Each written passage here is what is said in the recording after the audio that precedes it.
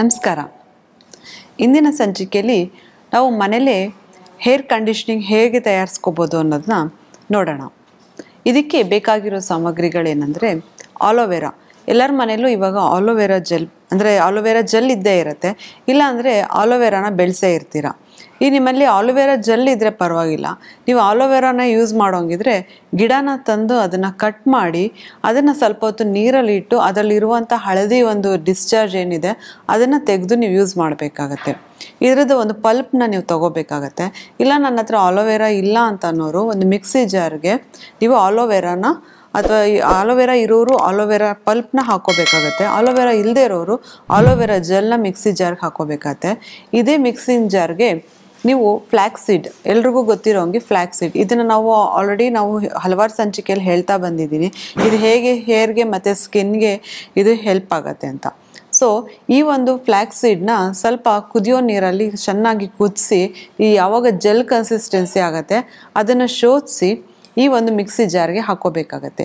ಇದಕ್ಕೆ 2-3 spoon castor oil ಅಂದರೆ ಹರಳೆಣ್ಣೆನ ಇದಕ್ಕೆ ಹಾಕಬೇಕಾಗತ್ತೆ. ಮತ್ತು ಇದ್ರ ಜೊತೆಗೆ ನಮಗೆ ರೋಸ್ಮೆರಿ ಎಸೆನ್ಷಿಯಲ್ ಆಯಿಲ್ ಅಂತ ಸಿಗುತ್ತೆ, ಇದನ್ನು ಸ್ವಲ್ಪ ಹಾಕೋಬೇಕಾಗತ್ತೆ.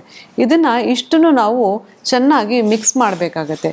ಮಿಕ್ಸ್ ಮಾಡಿದಾಗ ನಮಗೆ ಫೋಮ್ ಟೈಪು ಒಂದು ಕನ್ಸಿಸ್ಟೆನ್ಸಿ ರೆಡಿ ಆಗುತ್ತೆ. ಇದನ್ನು ನಾವು ಒಂದು ಬಾಟಲಲ್ಲಿ ನಾವು ಇದನ್ನು ಸ್ಟೋರ್ ಮಾಡಿಕೊಂಡು ನಾವು ಸ್ನಾನ ಮಾಡಿ ಬಂದ ಮೇಲೆ, ಅಂದರೆ ನೀವು ಶಾಂಪು ಮಾಡ್ಕೊಳ್ತೀರಾ, ಶಾಂಪು ಆದಮೇಲೆ ತಲೆ ಎಲ್ಲ ಚೆನ್ನಾಗಿ ಒರೆಸಿದ್ಮೇಲೆ ಈ ಒಂದು ಸೀರಮ್ನ ಅಥವಾ ಕಂಡೀಷನರ್ನ ನೀವು ಕೂದಲಿಗೆ ಹಚ್ತಾ ಬಂದರೆ ಯಾರ್ಯಾರಿಗೆ ಫ್ರಿಝಿ ಹೇರ್ ಇರುತ್ತೆ ಅಥವಾ ಅನ್ಮ್ಯಾನೇಜಬಲ್ ಹೇರ್ ಇರುತ್ತೆ, ಮತ್ತು ಯಾರು ತಲೆಗೆ ಕೆಲವ್ರಿಗೆಲ್ಲ ಶಾಂಪು ಹಾಕಿ ಸ್ನಾನ ಮಾಡಿದ ತಕ್ಷಣ ತುಂಬ ಬುಷಿ ಹೇರ್ ಆಗೋಗುತ್ತೆ, ಮತ್ತು ಅದನ್ನು ಅನ್ಮ್ಯಾನೇಜಬಲ್ ಅಂತ ಹೇಳ್ತೀವಿ, ಫ್ರಿಝಿ ಹೇರ್ ಅಂತ ಹೇಳ್ತೀವಿ.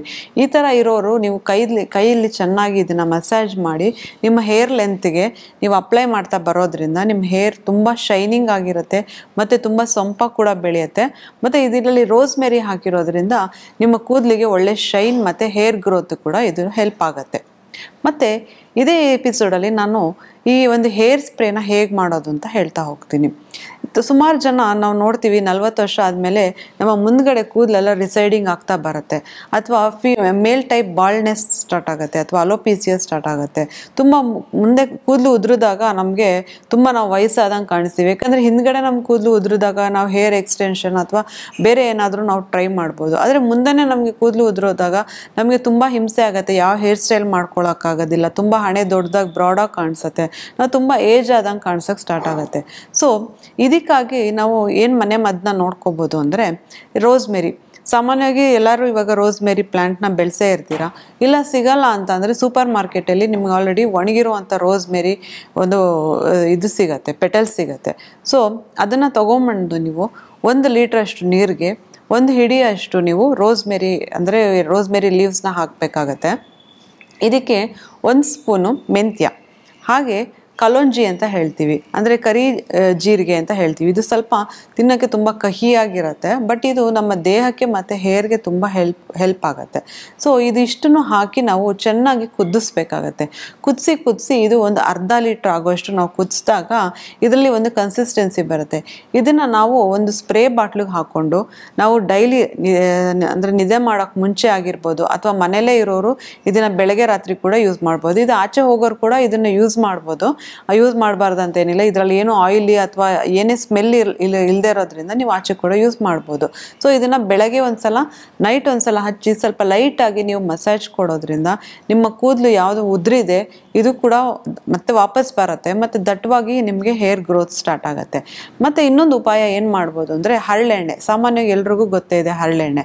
ಇದಕ್ಕೆ ನಾವು ಏನು ಮಾಡಬೇಕಂದ್ರೆ ಸ್ವಲ್ಪ ಎಸೆನ್ಷಿಯಲ್ ರೋಸ್ಮೆರಿ ಎಸೆನ್ಷಿಯಲ್ ಆಯಿಲು, ಸ್ವಲ್ಪ ಲ್ಯಾವೆಂಡರ್ ಎಸೆನ್ಷಿಯಲ್ ಆಯಿಲು, ಇದನ್ನು ಇಷ್ಟನ್ನು ಮಿಕ್ಸ್ ಮಾಡಿ ನಮಗೆ ಎಲ್ಲೆಲ್ಲಿ ಕೂದಲು ಉದುರುತ್ತಾ ಇದೆ ಮುಂದೆ ಅಥವಾ ಬಾಲ್ಡ್ ಪ್ಯಾಚಸ್ ಆಗ್ತಿದೆ ಇಲ್ಲಿ ನಾವು ಮಸಾಜ್ ಮಾಡ್ತಾ ಬಂದರೆ ರೆಗ್ಯುಲರ್ ಆಗಿ ನಮ್ಮ ಕೂದಲಿಗೆ ಒಂದು ಒಳ್ಳೆ ಶೈನ್ ಸಿಗೋದಲ್ಲದೆ ಕೂದಲು ದಟ್ಟವಾಗಿ ಬೆಳೆಯುತ್ತೆ. ಮತ್ತು ಉದುರಿರೋ ಕೂದಲು ಕೂಡ ನಿಮಗೆ ಕಾಣಿಸ್ಬೋದು, 1 ವಾರ 15 ದಿನದಲ್ಲಿ ಮತ್ತೆ ಉದುರಿರೋ ಕೂದಲು ಚಿಕ್ಕದಾಗಿ ಬರೋಕ್ಕೆ ಸ್ಟಾರ್ಟ್ ಆಗುತ್ತೆ.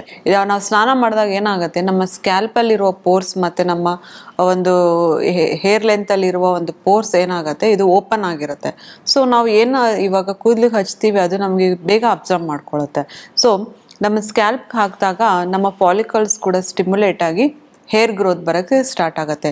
ಈ ರೋಸ್ಮೆರಿ ಅನ್ನೋದು ನಮಗೆ ಏನಂದರೆ ಮೇಯ್ನಾಗಿ ಈ ಫಾಲಿಕಲ್ಸ್ನ ಸ್ಟಿಮ್ಯುಲೇಟ್ ಮಾಡೋಕ್ಕೆ ನಾವು ಯೂಸ್ ಮಾಡ್ತೀವಿ. ಯಾಕಂದರೆ ಇವಾಗ ತುಂಬ ಹೇರ್ ಫಾಲ್ ಜಾಸ್ತಿ ಆಗಿದೆ. ಸೊ ಇಂಥವರು ಈ ರೋಸ್ಮೆರಿ ಸ್ಪ್ರೇನ ನಾವು ಯೂಸ್ ಮಾಡ್ತಾ ಬಂದರೆ ಖಂಡಿತ ನಮ್ಮ ಕೂದಲು ಮೊದಲಿನ ಥರ ನಮಗೆ ದಟ್ಟವಾದ ಹೇರು ಕೂದಲು ಬೆಳೆಯೋಕ್ಕೆ ಸ್ಟಾರ್ಟ್ ಆಗುತ್ತೆ. ಇದ್ರ ಜೊತೆಗೆ ನಾವು ರೈಸ್ ವಾಟರ್ ಕೂಡ ಯೂಸ್ ಮಾಡ್ಬೋದು. ನಾನು ಮುಂಚೆ ಹೇಳ್ದಂಗೆ ಈ ಅಕ್ಕಿ ತೊಳೆದ ನೀರು, ಸಾಮಾನ್ಯವಾಗಿ ನಾವು ಈ ಅಕ್ಕಿ ತೊಳೆದ ನೀರನ್ನ ಬೇಡ ಅಂತ ಬಿಸಾಕ್ತೀವಿ. ಸೊ ಈ ಅಕ್ಕಿ ತೊಳೆದ ನೀರನ್ನ ನಾವು ಒಂದು ದಿನ ಅಥವಾ 2 ದಿನ ನಾವು ಈ ಅಕ್ಕಿ ಜೊತೆನೇ ಸ್ವಲ್ಪ ಸ್ಟೋರ್ ಮಾಡಿ ಈ ಒಂದು ಫರ್ಮಿನೆಂಟೆಡ್ ಏನು ಒಂದು ಅಕ್ಕಿ ಇದು ಜ್ಯೂಸ್ ಬರುತ್ತೆ ಅದನ್ನು ನಾವು ಸ್ಟೋರ್ ಮಾಡಿ ಇಟ್ಕೊಂಡು ಇದ್ರ ಜೊತೆಗೂ ನಾವು ಸ್ವಲ್ಪ ರೋಸ್ಮೆರಿ ಮತ್ತು ವಿಟಮಿನ್ ಇ ಆಯಿಲ್ನ ಚೆನ್ನಾಗಿ ಮಿಕ್ಸ್ ಮಾಡಿ ಕೂದಲಿಗೆ ಸ್ಪ್ರೇ ಮಾಡ್ತಾ ಬಂದರೆ ಕೂದಲು ನಮಗೆ ದಟ್ಟವಾಗಿ ಮತ್ತು ತುಂಬ ಶೈನಿಂಗ್ ಆಗಿ ಕೂಡ ನಮಗೆ ಬರ್ತಾ ಹೋಗುತ್ತೆ. ಮತ್ತು ಇನ್ನೊಂದು ಏನು ಅಂದರೆ ಕೊರಿಯನ್ ನಾವು ಬರೀ ನಾವು ಸ್ಕಿನ್ ಬಗ್ಗೆ ಮಾತ್ರ ನೋಡ್ತೀವಿ. ಬಟ್ ನಾವು ಈ ಅಕ್ಕಿಯಿಂದ ನಾವು ಇನ್ನೂ ಏನು ಮಾಡ್ಬೋದು ಅಂದರೆ ಅಕ್ಕಿ ನಾವು ಬೇಯಿಸುವಾಗ ಅಕ್ಕಿದ ಗಂಜಿ ಬರುತ್ತೆ.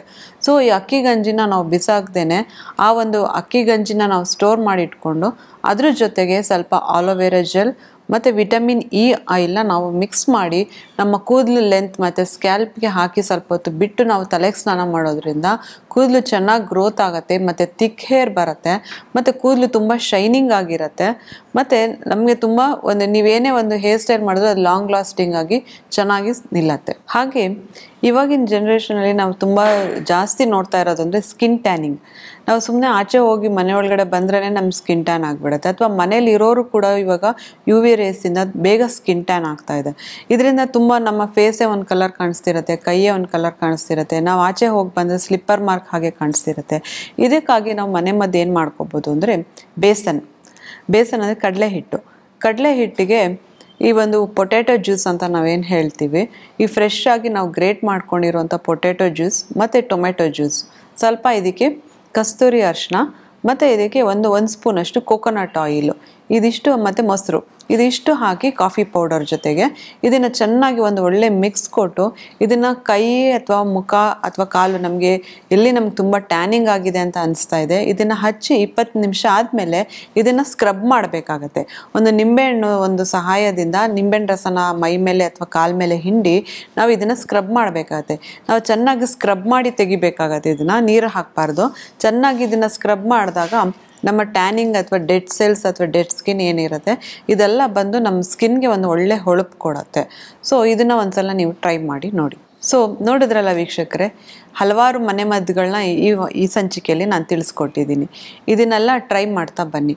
ಹಾಗೆ ನಮ್ಮಲ್ಲಿ ಮನೆಯಲ್ಲೇ ಮಾಡಿರುವಂಥ ಹರ್ಬಲ್ ಪ್ರಾಡಕ್ಟ್ಸ್, ಹರ್ಬಲ್ ಆಯಿಲ್ ಎಲ್ಲ ಸಿಗುತ್ತೆ. ಇದಕ್ಕಾಗಿ ನೀವು ಈ ಕೆಳಗಿನ ಒಂದು ನಂಬರ್ನ ಕಾಂಟ್ಯಾಕ್ಟ್ ಮಾಡಿ ಇದನ್ನು ಪಡ್ಕೋಬೋದು. ಇದನ್ನು ಹೇಳ್ತಾ ಇಂದಿನ ಎಪಿಸೋಡ್ನ ನಾನು ಮುಗಿಸ್ತಾ ಇದ್ದೀನಿ. ನಮಸ್ಕಾರ.